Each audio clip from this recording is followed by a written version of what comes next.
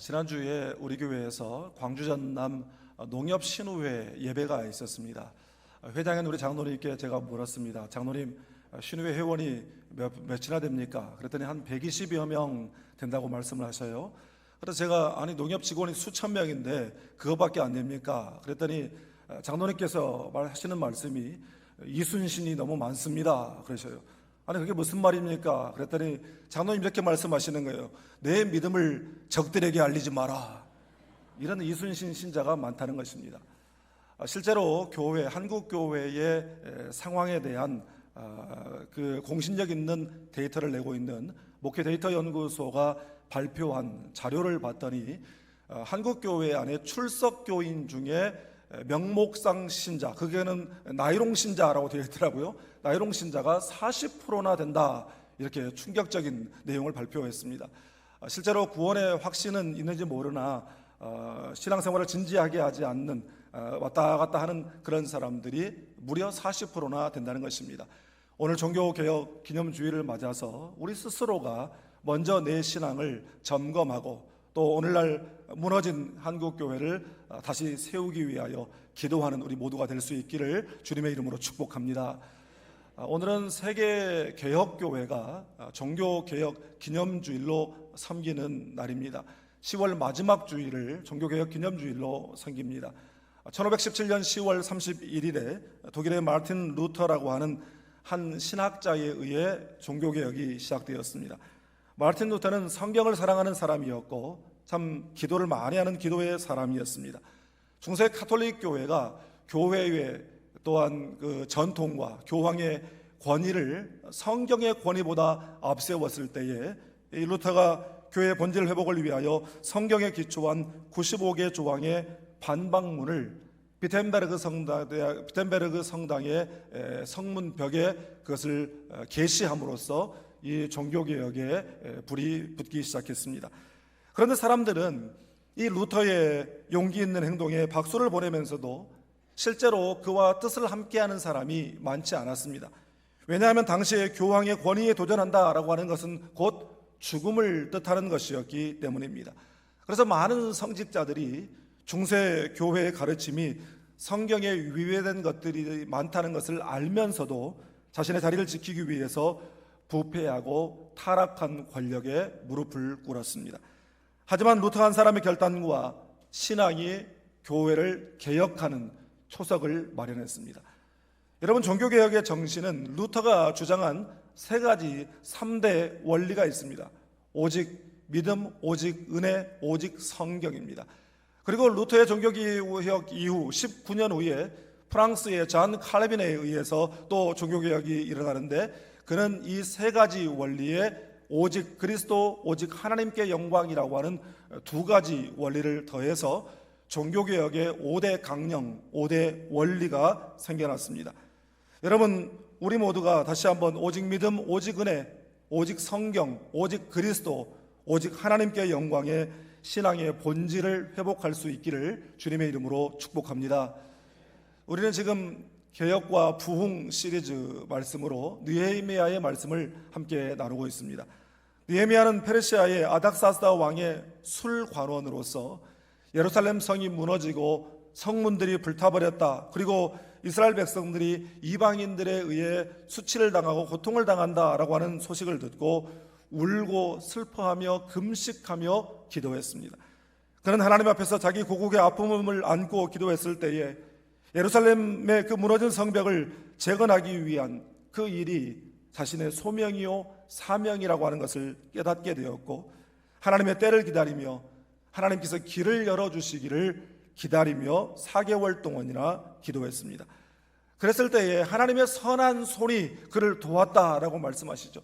하나님의 선한 손이 그를 도와 아닥사스다 왕의 마음을 움직였는데, 그가 허락해 준 것 첫 번째는 느헤미야가 무너진 예루살렘 성벽을 돌아보고 재건하는 일에 관여하기 위해서 그곳에 가도록 허락해 주었고, 두 번째는 성벽 재건에 필요한 일제의 물자들을 공급해 주는 일을 약속해 주었습니다.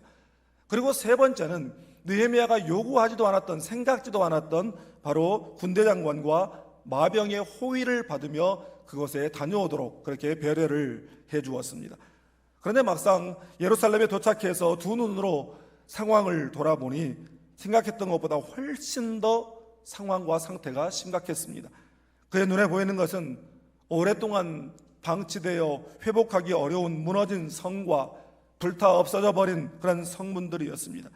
그렇지만 그것보다 더 막막한 것은 이스라엘 백성들 안에 뿌리 깊게 자리 잡고 있는 패배주의와 그러한 또한 무기력감이었고 성벽 건축을 조직적으로 방해하는 대적들이었습니다. 이 모든 것들이 이제 느헤미야가 풀어나가야 할 과제들이었습니다. 이러한 상황 속에서도 느헤미야는 불과 52일 만에 예루살렘 성벽을 재건하는 놀라운 역사를 이루어냅니다. 오늘 본문을 통해서 느헤미야가 무너진 성벽을 재건할 수 있었던 그 원리가 무엇이었는가를 우리가 살펴보고 배움으로 우리도 우리의 신앙의 무너진 성벽들을 다시 재건하고 신앙의 본질을 회복할 수 있기를 주님의 이름으로 축복합니다. 먼저 오늘 본문 1절 말씀을 함께 읽겠습니다. 그때 대제사장 엘리야십이 그의 형제 제사장들과 함께 일어나 양문을 건축하여 성별하고 문짝을 달고 또 성벽을 건축하여 한미야 망대에서부터 하나넬 망대까지 성별하였고. 아멘. 여러분, 우리가 어떤 어려운 상황을 극복하고 다시 일어서기 위해서는 혹은 삶에 부서지고 무너진 부분을 다시 고치고 세우고 회복하기 위해서는 동기부여라고 하는 것이 필요합니다. 동기부여는 우리가 어떤 목표를 향해 나아가게 하는 내적인 힘인데 동기부여의 중요한 요인 중에 하나가 뭐냐면 내가 누구인가를 아는 것입니다.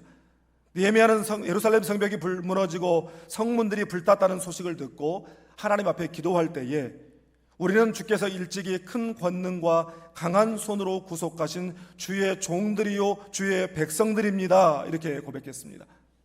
내 민족 이스라엘은 하나님께서 일찍이 큰 권능과 강한 손으로 구원하신 하나님께 속한 자들이요 하나님의 백성들입니다 라고 하는 고백이죠. 느헤미야는 예루살렘에 도착해서 그야말로 패배주의와 무력감에 빠져있는 이스라엘 백성들에게도 동일하게 선포했을 것입니다. 우리는 하나님께서 친히 값을 치르고 구속하신 그분의 백성들입니다. 우리가 이방인들에게 이리저리 얻어터지고 무시당하고 수치당해도 괜찮은 그런 존재가 아닙니다. 자, 예루살렘 성을 건축하여 다시는 수치를 당하지 맙시다. 그래서 이스라엘 백성들을 독려하여 백성들을 일어나게 하고 이제 예루살렘 성벽 재건 공사를 시작하게 됩니다. 그런데 1절을 보니까 가장 먼저 건축한 시점이 어디냐면 바로 양문이라고 하는 곳이었습니다. 이 양문은 양쪽 문이다 이런 뜻이 아니고 쉽게이트, 양의 문이라고 하는 그런 의미입니다. 여러분, 이 양문을 가장 먼저 건축한 이유가 있습니다. 이 양문은 성전 제사를 위하여 제물에 바칠 양들을 성 안으로 들어올 때 통과하는 문입니다. 여러분, 이것은 삶의 최우선 순위는 바로 하나님과의 관계 회복에 있다라고 하는 사실을 우리에게 말해주는 것입니다. 그리고 이 양문은 우리의 영원한 속죄의 어린 양 되시는 예수 그리스도를 상징하죠. 예수님께서 실제로 나는 양의 문이다 이렇게 말씀하셨습니다. 그러니까 이 말씀은 우리의 신앙의 회복과 삶의 회복은 가장 먼저 예수 그리스도와의 관계의 회복이 우선적으로 이루어져야 한다라고 하는 것을 말해주는 것입니다. 여러분, 부서지고 무너진 예루살렘 성벽처럼, 아니 다 불타 없어져 버린 그런 예루살렘의 성문처럼 우리의 신앙에서도 예수님과의 관계가 부서지고 무너지고 불타 없어져 사라져 버리고 있지는 않습니까? 제가 새벽 기도회 때마다 우리 자녀들을 위한 기도를 드리죠. 그런데 제가 그때마다 하는 기도의 내용이 있습니다. 우리 자녀들이 어디서 무엇을 하든지 하나님 잘 섬기게 하시고 예배하는 일을 최우선순위에 두게 하시고 하나님 의지하는 자녀들이 되게 주시옵소서. 사실 이것은 제가 개인적으로 제 아이들을 위해서 기도하는 첫 번째 기도이기도 합니다. 공부 잘하는 것 좋죠.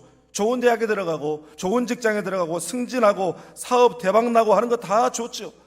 그런데 여러분, 공부 때문에, 취업 때문에, 직장 때문에, 사업 때문에 하나님 앞에 드리는 예배가 우선순위에서 밀려나고 있다고 한다면, 너무 잘 나가서 너무 바빠서 교회 갈 틈도 없고 예배드릴 시간도 없다고 한다면, 여러분, 그것은 복이 아니라 하나님으로부터 멀어지게 하고 하나님과의 관계를 깨뜨리는 선악과인 것입니다. 여러분, 우리의 신앙에서, 자녀들의 인생에서 우리 구주 예수 그리스도와의 관계의 그 양문이 바로 세워지게 되기를 주님의 이름으로 축복합니다. 1절에서 보면 이 건축이 양문에서 시작해서 마지막 절 32절에 보면 양문으로 다시 돌아와 맞춰지는 것을 볼 수 있습니다. 그러니까 하나님과의 관계, 예수님과의 관계, 예배가 신앙 회복과 삶의 회복의 알파요 오메가, 처음과 나중 전부가 된다라고 하는 것을 말해주는 것입니다. 사도 바울은 골로새서 3장 17절에서 무엇을 하든지 말에나 일에나 다 주 예수의 이름으로 하라 말씀하시고, 또 무슨 일을 하든지 마음을 다하여 주께 하듯 하고 사람에게 하듯 하지 말라 이렇게 말씀하셨습니다. 여러분, 이 말씀은 우리의 말이나 일이나 다 하나님이 받으시는 예배가 되게 하라라고 하는 말씀입니다. 지금 진행되고 있는 선교학교 2기의 주 교재인 살아 움직이는 교회라고 하는 책에서 실천적 예배의 중요한 축으로서 이 환대의 예배에 대해 말합니다. 환대의 예배는 공동체 안에서의 환대, 또 지역사회 안에서의 환대, 내 개인의 삶에서의 환대, 이렇게 구분하면서 공동체 안에서의 환대란 새로운 사람을 환영하고 그가 잘 정착할 수 있도록 그렇게 열린 공동체를 구성하는 것이다, 이렇게 이야기를 하고 있습니다. 여러분, 우리가 교회 안에서 서로를 향해서 따뜻하게 인사를 건네는 것, 그것이 환대의 예배가 된다라고 하는 것입니다. 여러분, 종교개혁, 신앙개혁이 뭐 거창할 것 생각할 거 없습니다. 나 자신이 십자가로 구원받은 사람이라고 하는 것을 기억하고 1만 달란트, 도저히 갚을 길 없는 그 엄청난 빚을 탕감받은 사람이라고 하는 사실을 우리가 기억하며 감격과 감사로 드리는 복음적 예배를 회복하고, 또한 공동체 안에서 서로 주님 대하듯이 대하고 따뜻하게 인사를 건네는 환대의 예배를 실천하는 우리 공동체가 다 될 수 있기를 주님의 이름으로 축복합니다. 다음으로 본문 2절 말씀을 함께 읽겠습니다. 그 다음은 여리고 사람들이 건축하였고, 또 그 다음은 이므리의 아들 삭불이 건축하였으며. 아멘. 여러분, 느헤미야 3장에서 가장 많이 나오는 단어, 가장 많이 나오는 표현이 뭔 줄 아십니까? 방금 읽은 이 2절에도 그 말이 2번이나 나오는데, 그게 뭐냐면 그 다음은 이라고 하는 말입니다.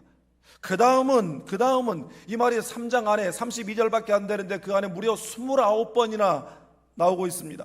이 말은 히브리어 웨알이라고 하는 말을 번역한 것인데, 이것은 어디까지 누구에게라고 하는 의미의 전치사입니다. 그런데 이 말은 분담하다, 책임을 지다라고 하는 의미가 들어 있습니다. 다시 말해서 예루살렘 성벽 제거는 저 사람들이 저마다 자기가 맡은 구역을 정하고 분담해서 그 다음에 그렇게 이어가며 일하는 연합을 통해 이루어졌다라고 하는 것입니다. 여러분, 심리학에 3의 법칙이라고 하는 게 있더라고요. 이 말은 세 사람의 법칙이라고도 하는데, 어떤 다큐멘터리 프로그램에서 이 3의 법칙을 실험했습니다. 한 사람이 횡단보도를 건너다가 횡단보도 한 중앙에 서서 갑자기 하늘을 향해서 손가락을 가리킵니다. 근데 사람들이 힐끗 쳐다보더니 이 사람 정신 나갔나? 그런 표정을 짓고 대수롭지 않게 여기고 그냥 지나가고, 대다수의 사람들은 신경도 쓰지 않고 지나갑니다. 이번에는 2사람을 보내봤어요. 그래 2사람이 하늘을 향해 손가락질을 합니다. 역시나 사람들의 반응이 처음 한 사람 갔을 때나 별반 다를 바가 없었어요. 이번에는 3사람을 보내서 3사람이 횡단보도 한가운데 서서 하늘을 향해서 손가락질을 하게 해봤습니다. 그랬더니 이게 무슨 일입니까? 모든 사람들이 하늘에 뭐 있나 하고 쳐다보더라는 것입니다. 여러분, 같은 행동을 하는 사람이 3명이 되면 이처럼 사람들의 관심을 끌고 그 행동에 동참하게 만든다라고 하는 이론입니다. 느헤미야가 예루살렘 성벽의 무너짐과 민족의 피폐한 상황을 보고 안타까운 마음으로 백성들에게 나아가 일어나 성벽을 재건합시다 라고 외쳤을 때, 사실 백성들의 반응은 냉소적이었습니다. 그들의 마음이 움직이질 않았어요. 심지어 대제사장이 제사장들과 함께 일어나 양문을 건축하는, 그러니까 성벽 건축하는 일을 그들이 앞서서 솔선수범하는데도, 주의 종들이 나서서 하는데도 사람들은 별 호응이 없었습니다. 그런데 여러분, 오늘 본문에 4절 말씀을 보면 무레못이라고 하는 사람이 나옵니다. 그리고 이 사람의 이름이 또 21절에도 또 한 번 등장합니다. 동일인을 말하는 겁니다. 이 사람이 자기에게 맡은 부분을 다 마치고 난 다음에 지금 대제사장 엘리야십 집 앞에 있는 제사장들이 맡아야 할 그 부분까지 자기가 감당하여 건축을 마쳤다, 이 이야기입니다. 왜 그러냐면 1절에 대제사장과 제사장들이 공사의 시작 시점인 양문 건축하는 일에 헌신하고 있었고, 이 사람들은 성문만 건축하는 것이 아니라 그곳이 시점이기 때문에 높은 망대 와치타워까지도 건축했기 때문에 많은 시간들이 필요했습니다. 그러니까 자기 집 앞에 자기들이 분담된 그 일을 돌아볼 시간이 빠듯했어요. 그러니까 이 사실을 안 무레못이라고 하는 평신도가 자기에게 맡겨진 그 분담할 구역을 빨리 부지런히 마치고 난 다음에 제사장들의 그 분할 몫인 그 자리까지 가서 그가 헌신하며 그 일을 감당했다라는 것입니다. 여러분, 그런데 놀라운 것은 무레못의 그 헌신을 통해서 이스라엘 백성들의 마음이 움직이기 시작했어요. 마음이 열리기 시작했습니다. 여러분, 느헤미야 한 사람의 비전과 열정만으로는 안 되는 것입니다. 대제사장, 주의 종들까지 나와서 선봉으로 일했지만 그때까지도 백성들의 마음에 시동이 걸리지 않았습니다. 아무리 담임 목사가 비전을 외치고 부목사님들이 설선수범해서 나서서 한다고 해도 공동체에 그 시동이 걸리는 것이 아니더라는 것이에요. 그런데 무레못이라고 하는 평신도 한 사람의 귀한 헌신이 더해지자 백성들의 마음이 확 열리면서 그 일에 동참하게 되었다는 것입니다. 여러분, 이게 바로 심리학에서 말하는 3의 법칙, 세 사람의 법칙입니다. 전도서에 연합의 힘에 대한 말씀이 있죠. 한 사람이면 패하겠거니와 두 사람이면 맞설 수 있나니 세 겹줄은 쉽게 끊어지지 아니하느니라. 사랑하는 여러분, 모이기에 힘쓸 수 있기를 바랍니다. 19세기에 가장 영향력 있는 복음주의 전도자였던 무디의 일화 가운데 이런 일이 있습니다. 한 청년이 무디를 찾아왔습니다. 그래서 하는 말이, 선생님, 예수를 믿는 것은 좋은데 굳이 교회에 나가야 됩니까? 이렇게 물었습니다. 그때 마침 모닥불을 쬐고 있던 무디가 그 청년의 질문에 대답하는 대신에 모닥불에 있는 나무들을 하나하나 흩어놓아 보라고 이야기를 했습니다. 청년은 무디의 말을 듣고 모닥불에 타고 있는 그 나무들을 하나하나 흩어놓았어요. 그런데 함께 있을 때는 활활 타오르던 그 모닥불이 흩어놓았더니 점점 꺼져가고 있더랍니다. 그때 그 모습을 본 무디가 이렇게 말했습니다. 우리의 믿음도 저 모닥불과 같습니다. 서로 함께하면 뜨겁게 타오를 수 있지만 하나씩 흩어지면 금세 식어버리고 맙니다. 그래서 여러분, 우리에게 하나님께서 허락하신 이 소그룹 목장 모임이 중요하고 중보기도회의 합심기도회의 능력이 거기서 나타나는 이유입니다. 여러분, 교회 안에서 봉사할 일이 있으면 적극적으로 참여할 수 있기를 바랍니다. 제가 금요일에 우리 네이버 블레싱 단체 카톡방에 제가 봉사팀에서 글을 하나 올렸어요. 작은 자를 섬기는 삶, 하나님께서 원하시는 선교적 삶입니다. 그러면서 블레싱 기동대회에서 어느 아파트를 섬길 예정이니 적극적인 참여를 바랍니다. 용기를 가지고 처음 오시는 분 버선발로 환영합니다. 이 글을 올렸어요. 그러니까 내일 아침에 어느 아파트에 가서 봉사할 거니까 함께 하실 수 있는 분 함께 하자고 그렇게 올라온 공지였습니다. 저는 이 단체 카톡방에 그런 글이 올라올 때마다, 그리고 제가 가겠습니다. 그리고 어디 아파트 마치고 끝내고 돌아옵니다. 그런 사진과 글을 볼 때마다 제 마음에 큰 감격이 있습니다. 그런데 여러분, 희한한 영적 법칙이 있습니다. 섬김이 많아지면 말이 줄어들고 또한 섬김이 사라지면 말이 많아집니다. 여러분, 가슴에 손을 얹고 정직하게 한번 생각해 보세요. 나는 요즘 묵묵한 섬김이 많은가, 말이 많은가? 교회에 대해서도 감사가 많은가, 불만이 많은가? 여러분, 오늘날 교회의 안타까운 현실은 뭔 줄 아세요? 누구나 장로, 권사, 집사가 되고 싶어 해요. 그러나 일하는 자리에는 나가고 싶지 않다는 것입니다. 이게 심각한 문제가 아닐 수가 없습니다. 예수님께서 말씀하셨지 않습니까? 실족하는 일이 없을 수는 없으나 실족하게 하는 그 사람에게는 화가 있도다. 어딜 가나 그런 역할을 하는 사람은 꼭 있다라는 것이에요. 그러나 그런 사람에게는 화가 있도다. 여러분, 우리가 하나님께서 그 독생자의 보혈로 우리를 구원하시고 구속하신 보배로운 하나님의 자녀들인데 우리가 왜 비싼 밥 먹고 그런 역할로 쓰임받아야 됩니까? 여러분, 예루살렘 성벽 재건의 역사에서 끝까지 협력하지 않은 그룹도 있었어요. 5절 말씀에 보면 드고아에 사는 귀족들이 그 주인의 그 일을 분담하지 않았다라고 말합니다. 그 주인이라고 하는 것은 성경 번역이 좀 애매하게 되었습니다만 하나님의 역사에 동참하지 않았다, 그런 뜻이에요. 분담하지 않았다라고 하는 말이 히브리어적 원어를 보면 목을 뺐다, 어깨를 뒤로 뺐다, 이런 의미를 가지고 있습니다. 여러분, 우리가 교회의 본질을 회복하고 정체성을 회복하기를 꿈꾸는 선교적 교회의 비전을 가지고 있는데 이 공동체의 비전이라고 하는 것은 철저하게 협력과 헌신을 통해서 이루어지게 되는 줄 믿습니다. 여러분, 신앙개혁과 부흥의 중요한 요소 중 하나는 복음적 공동체성의 회복입니다. 성경은 분명히 우리가 예수님 안에서 서로 연결됨으로 성전이 되어가고 그렇게 예수 안에서 함께 지어져 간다라고 말씀합니다. 우리 교회가 오직 예수 안에서 함께 지어져 가는 복음적 연합을 이루는 공동체가 될 수 있기를 주님의 이름으로 축복합니다. 사랑하는 여러분, 무너진 성벽을 재건하는 일은 단순히 눈에 보이는 그 성을 고치고 세우는 일이 아니라 하나님의 백성들이 잃어버린 믿음과 정체성을 회복하는 역사였습니다.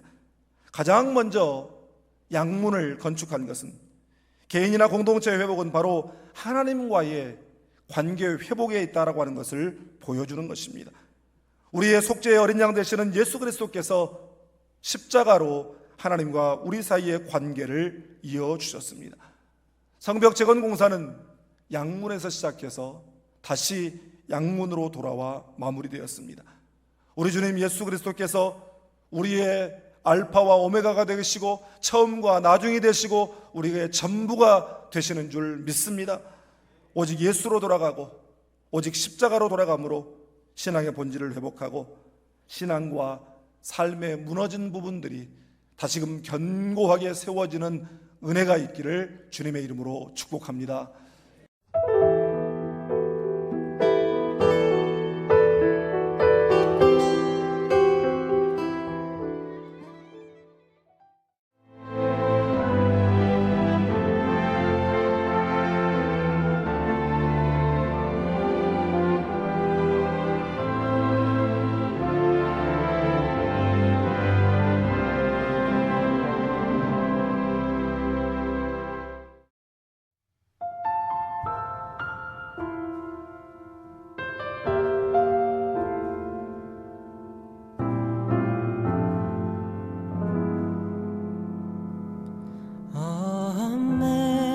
Amazing grace, how sweet the sound that saved a wretch like me. I once was lost, but now am found. Was blind, but now I see. 'Twas grace that thought my